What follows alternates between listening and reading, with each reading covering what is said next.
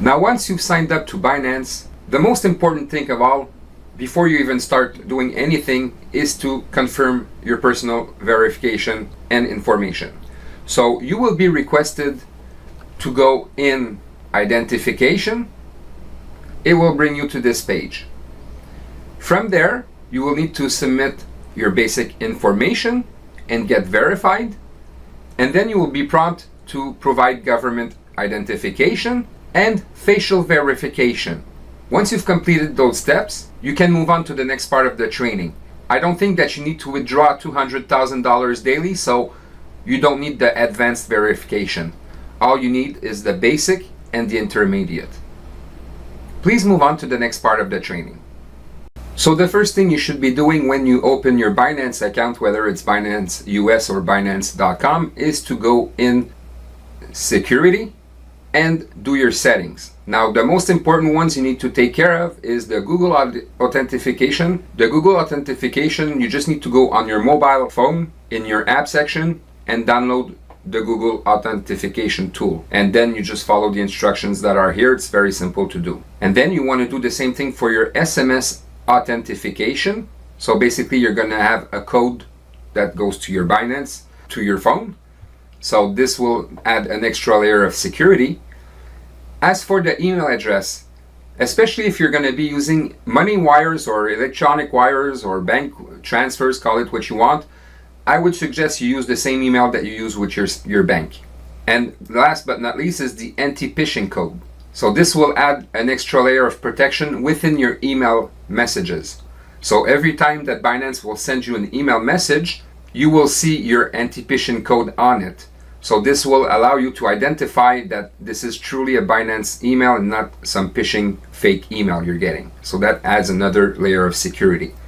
So once you've added your Google authentication, your SMS authentication, and your anti-phishing code, and made sure that your email address matches your bank email, then you're ready to start buying crypto. Please move on to the next part of the training. Okay, so for you to be able to buy coins, you're going to need to convert your country's fiat into one of these following coins here. But most people use USDT coins. The USDT is what we call a stable coin. It's the closest one to the US dollar. So if you want to trade $1 for $1, for example, USDT is your best alternative. Now, in order to buy crypto, all you need to do is click the Buy Crypto tab. You could buy with credit card in some countries, not all of them. But if you cannot buy with your credit card, most of the time you could do it through P2P trading. So P2P trading is bank transfers basically.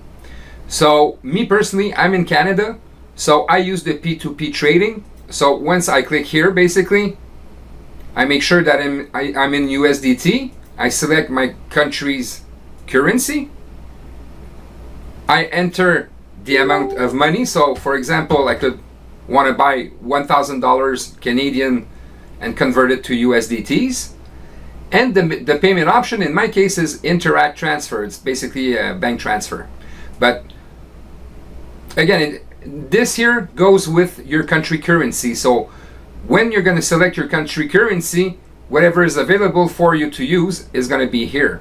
So in my case, as I said, I was using e-transfer. So here, for one USDT, I would need to pay $1.25 in this case. Now, just so you understand here, if I buy for $1,000 and the seller has over $1,000 available, then you're good to go. You can select that seller. But you'll notice here that the balance is lower. It's 404 USDTs is about $500 Canadian. So you wouldn't be able to buy USDTs from this guy in this case because he sold a lot of his inventory already. Okay, so you need to find somebody that has more than what you want to buy, obviously. So the second thing you want to check is the completion percentage. See, this guy doesn't complete his transaction most of the time, so that means that you're just wasting time. So you want to look for people that have above 90%. And in this case, for example, I said 1,000, so you want to make sure that they can cover your $1,000 Canadian in this case and convert it to USDT. So here, this guy made 120 orders and 100% completion. So he would be somebody that is trustworthy. So In this case, I would select this guy and go and buy my USDTs. It's as simple as that. Then you just need to follow the instructions that are here, depending on what selection of payment you want to work with. So buying crypto is as simple as that. Now, what makes it safe is that Binance is always going to be the intermediary between you and the person who sells you the USDTs. So this makes your transaction with them safe. You will never get scammed or lose money if you follow the proper instructions and do what I just showed you. Now again, the payment method could be different from one country to the other. The banks are different from one country to the other. But what you need to understand here is that every time you want to buy crypto, you make sure you first select your currency, then your method of payment, and obviously how much you want to buy in your own currency. And from there, you just need to follow the instructions. So it's as simple as that to buy crypto. And when you're going to have USDT, that's when you're going to be able to buy coins. And I'm going to show that to you in the next video. Please move on to the next part of the training. Although Binance is quite safe to store your coins, it's always preferable to remove your coins from the Binance exchange site and put them on a hardware ledger. So the one that I use is Ledger Nano X because this is not hosted on any website. It's basically a key that holds your information. So like that, nobody can hack you, right? So the one that I use is Nano X, but I also use Trezor. Now, Trezor is a little bit more expensive, so if you want something reliable and that doesn't cost too much, I suggest you go with the Nano X Ledger. If you have the budget to buy Trezor, then buy the Trezor one. But what's important here is that you store your coins on a hardware ledger or hardware wallet, call it what you want. Like that, you're sure that nobody's going to be able to steal your coins from you. And I'm going to make you an example. Let's say you buy, I don't know, Ethereum for $2,000 or $4,000 whenever you buy it. And from that point, it skyrockets to $40,000. So your one coin would be worth $40,000. Now, it would be really a shame that you get that coin stolen for XYZ reason, right? So to play it safe, you always want to store your most valuable coins on a hardware ledger. Like that, nobody can steal them from you.